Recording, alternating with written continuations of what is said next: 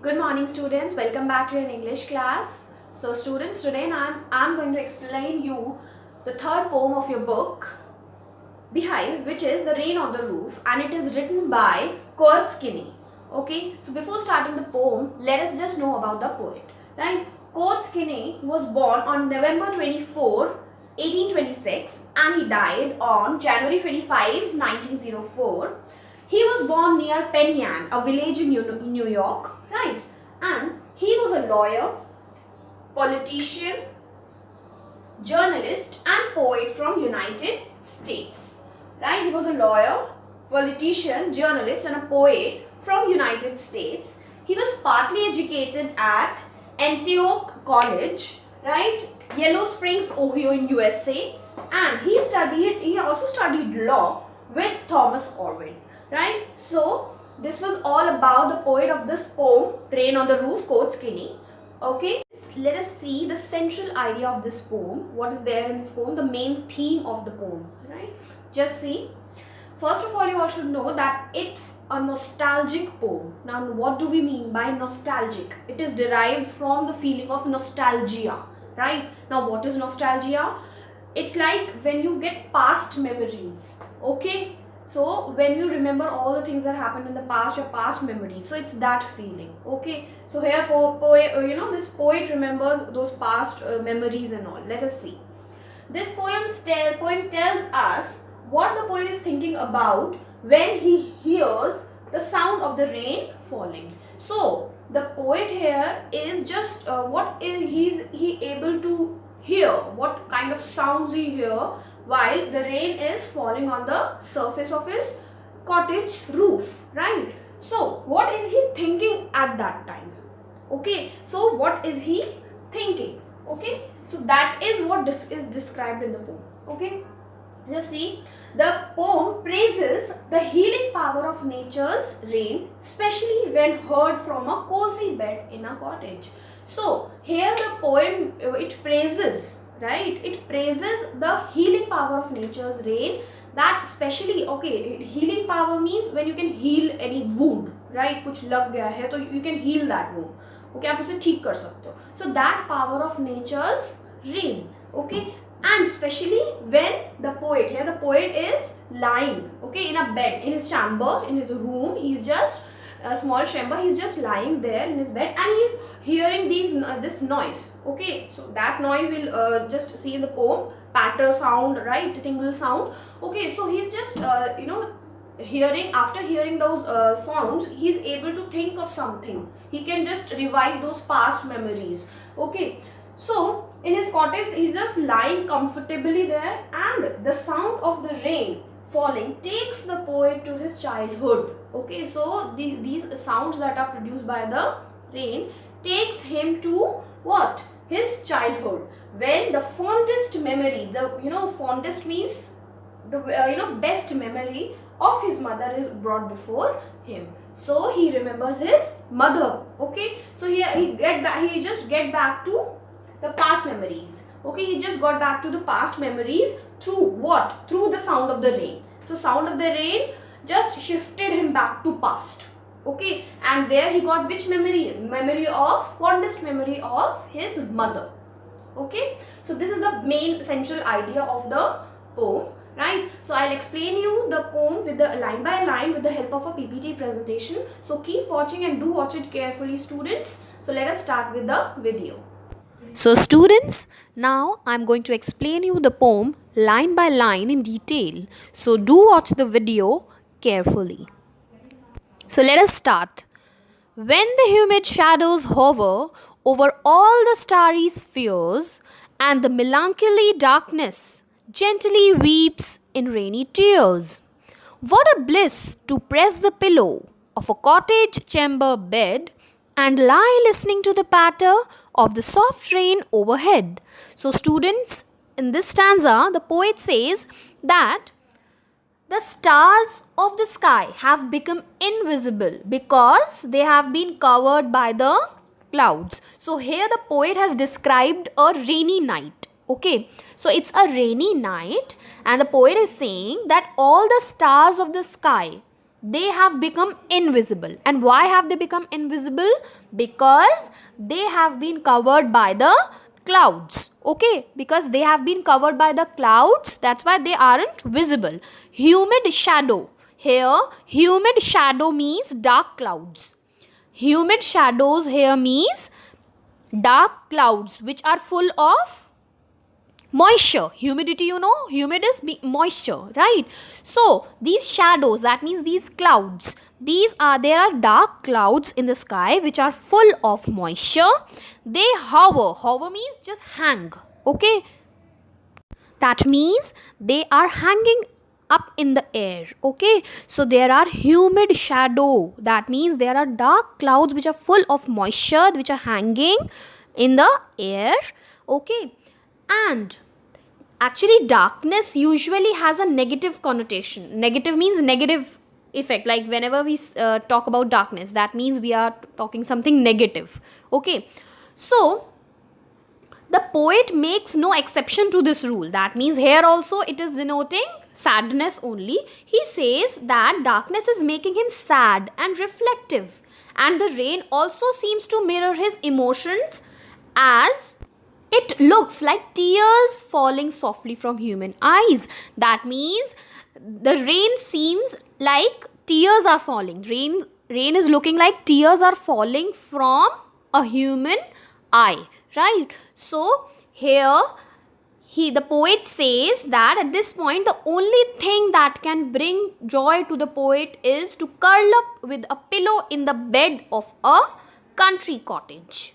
So just see the first two lines. When the human shadows hover, that means when these dark clouds hang over all the starry spheres.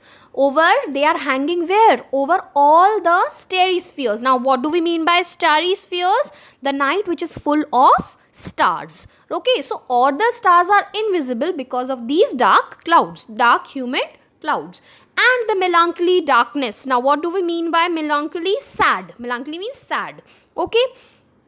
These sad darkness gently weeps in rainy tears. Okay, so this sad darkness is weeping, crying. Weeping means crying in this rainy tears. Okay, in rainy tears. What a joy! But among all this sadness and all these tears, what's a joy? A joy is to press the pillow of a cottage chamber. What do we mean by cottage chamber? Cottage chamber is like a room in your small house. Okay, so what is the joy? To press the pillow of a cottage chamber bed. Okay, so he's just enjoying. The joy is to just press the pillow when he's lying in his bed. When he's lying on his bed in that cottage chamber. And what is the joy? To listen to the patter of the soft rain overhead. Okay, so he's just listening to the patter. Now what do we mean by patter? Patter is the sound of rain that it makes when it is falling on any surface. Patter sound hota hai when the rain is falling, and the sound that is made out of that is patter sound. Okay, so the main thing, the joy is to listen to that patter sound, okay, of the soft rain overhead. Overhead means above. That means they are on the surface. The rain is falling down and it is making patter sound. Okay, so that is what the joy he's talking about in these last two lines. Okay, so what is the joy? It is to curl up with the pillow in the bed of a country cottage. Though the rooms of the cottage may be small and ill-equipped. Ill-equipped means they are not having that facility and all. But then too, the sound of the raindrops, that means patter sound, can only transport him there for him to recover from his melancholic mood. What is melancholic mood? It means sadness. So these, this joy of listening to that patter sound of rain is the only thing which is transferring him from sad mood to a good mood. Okay, let us see the paragraph again. When the humid shadows hover, that means when these dark humid clouds hang up in the sky over all the starry spheres, over all the starry spheres means over the sky which is full of stars, okay, which are now invisible due to these dark humid clouds. And the melancholy darkness, sad darkness, which is gently weeping in rainy tears. That means the sadness is just weeping. Okay, weeping means crying. Okay, this darkness is gently crying in rainy tears. Okay, that means here the rain looks like tears falling from a human eye, right? But among all this sad mood, what is good? There's a joy. What a joy to press the pillow of a cottage chamber bed. So the poet is lying on his bed, which is there in his small room. Okay, cottage. Okay, so cottage is small room sort of. So he's having that. Okay, so small room is there in his small house. So he's just lying there on the bed and he has just pressed his pillow. And what is he doing? He is listening to what? Listening to the soft rain. That means the sound, listening to the sound, patter sound, which is made by the soft rain when it is falling overhead. Overhead means here above the surface. So when rain falls on any surface, it makes that noise, patter sound. Okay, so it is making that patter sound. So he's loving the sound. He's just loving that patter sound made by the soft rain. Okay, he's just loving that sound which is made by these raindrops which are falling on the surface. So students, now just see the rhyming scheme of this stanza. Just see the lines. Rhyming scheme of the poem is A, B, C, B, D, E, F, E. Just see. Hover is A. First line is having A. Second B. Third C. And the fourth one is again as it is same as B. Just see spheres, steers. Okay, that's why it's B. Then pillow. D, it's different one. And just see the next one, bed. Okay, bed again. Just see the bed, it is another one, E. Okay, because bed ka sound pehle nahi aaya hai kabhi kisi bhi line mein, right? Next is patter. Okay, so again patter is also different. Patter sound ka bhi koi word nahi hai. And next one is overhead. Okay, and overhead is same as bed. Okay, so overhead is same as bed. And the bed had E scheme. So it will be, overhead will also have E. Okay, so the rhyming scheme of the poem is A, B, C, B, D, E, F, E. So students, now let's discuss about some of the poetic devices that are used in this poem. Just see the first one, alliteration. Alliteration, what is it? It's the repetition of a consonant sound in two or more consecutive words. So it's repetition, repeat hota hai jab kuch, right? Some of the sounds like human hover, H sound is repeating. Steri-spheres, S is repeating. Press pillow, P sound is repeating. And lie listening, L sound is repeating, right? So here, which device is used? Alliteration. Just see the next one. Next one is onomatopoeia, right? Onomatopoeia is the use of sound words to create a dramatic effect. Okay, just to create a dramatic effect, this device is used. And auditory imagery, right? Auditory is where you can listen something, right? Like just see the example, patter. Patter is the use of sound word, because through patter, what is patter? That, the sound that is made by the rain. So we are imagining that what? Audio, that sound jo hame sunai de rahi hai with this word patter. It is the sound made by the raindrops falling on the rooftop, right? Roof surface pe jo hame, this raindrops are falling. So we are imagining that audio of raindrops, patter sound. Okay, so here this device is used. Just see the next one, personification. What is it? Treating a non-living thing as a living being. When we are treating a non-living thing as a living being, it is personification. So what are we doing here? Just see. Darkness has been personified when he says that it is sad. I've told you that darkness here is the symbol of sad. That means sadness. That means he's saying we are treating darkness as a person who is sad. So we are treating darkness as a person who is sad and who is weeping. Okay, who is weeping, who is crying in the form of what? In the form of raindrops. Unke tears are falling, right? Just see the next one, transferred Epithet. Now what is it? It is the use of an adjective with a noun when it refers to another noun, right? A noun and adjective are used together, but that adjective is not referring to that noun. It is referring to some other noun. Let's see an example. In melancholy darkness. Here the darkness is not sad. Here the darkness is not melancholy. But it refers to sad people. It refers to sad people. Another noun, sad people. It is not referring to darkness. That means the darkness is not sad. Okay, but here it is referring to sad people. Okay, so these were some of the poetic devices that were used or that are used in the first stanza of your poem, right? So let us start with the second stanza now.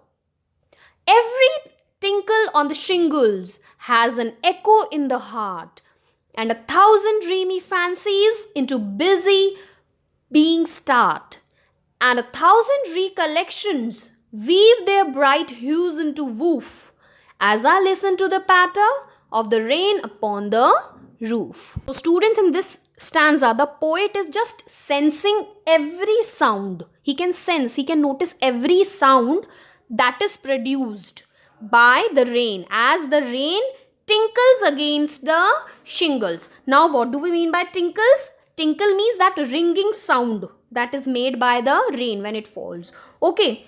And what do we mean by shingles? Shingles are, rectangular tiles. Like you have your slopes. जो आपके slope होते हैं घर पे. We are having some rectangular tiles on that, on those rooftops. Okay, so those sloping roofs, जो slope करती हैं roofs. And why do we have sloping roofs? So that water can easily flow down, so that it doesn't get collected, right? So we have sloping roofs. Slope होता है roofs में. So shingles are the rectangular tiles जो उस roof पे होती हैं. Those rectangular tiles that are used on those sloping roofs. Okay, so when, just see, every tinkle on the shingles, that means every ringing sound on those tiles has an echo in the heart. Now what do we mean by echo? It's like reflect hoti hai jab sound, reflected sound. Okay, so every ringing sound that is made when the rain falls on the tiles has an echo in the heart of poet, right? So just see, the poet is describing how raindrops make the loudest sound as they fall on the shingles of the roof, tiles of the roof. Each sound that is made by rain in this way is repeated in the next instant. That means in the next moment by the beating of his heart, right? It is reflected by the beating of his heart. Whose heart? Poet's heart. The things he has only been imagining now start to appear before his very eyes. That means the things he used to imagine are now actually happening in front of his eyes. Just see the third line.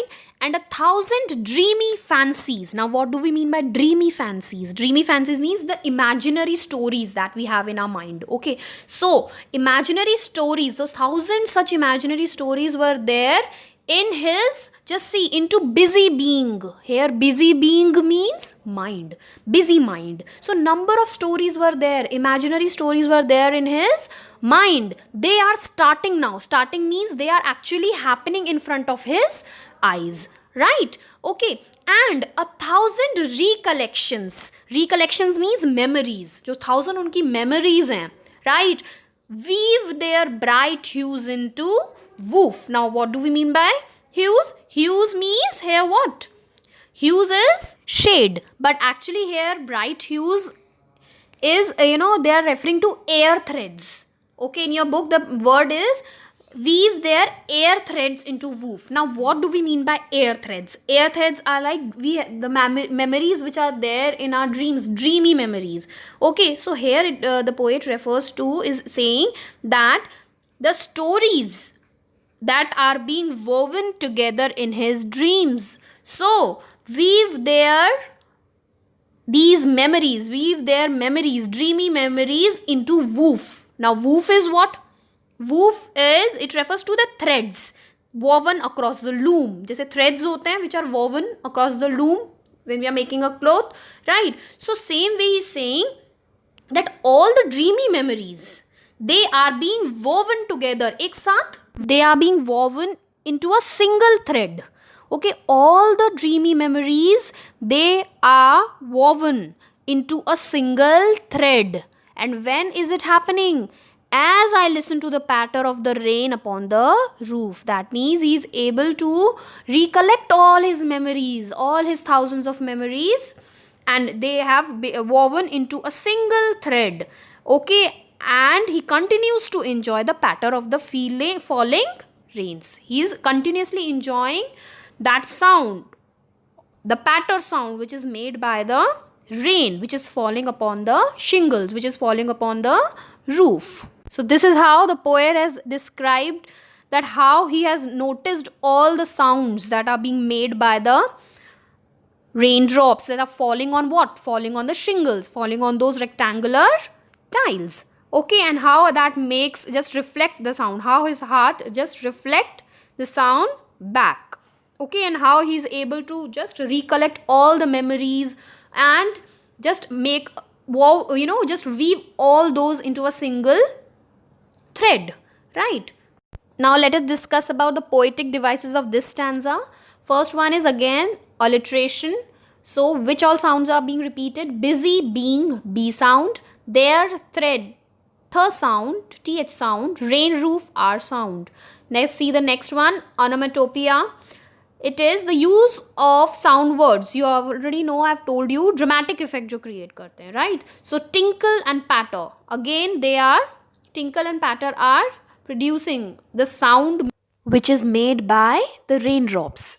Okay, so they are producing that effect of sound which is made by the raindrops when they are falling on the shingles, right? Okay, now let's see the next one, personification. Okay, I've already told you, treating a non-living thing as a living being. Or just see, recollection is personified when he says that they weave dreams. Okay, recollection what? Recollection of memories. Okay, so like human beings, right? Human beings, they have dreams. Okay, they make dreams, but here those recollected memories are making or weaving into dreams. Okay, so here personification is used. So these were some of the poetic devices that are being used in this stanza number 2. Okay, so students, we'll continue this video till here only. I'll explain you the third stanza in your next video lecture. Okay, till then just go through this video lesson carefully, go through the poem carefully, read the word meanings, try to get the meaning of these paragraphs of these stanzas.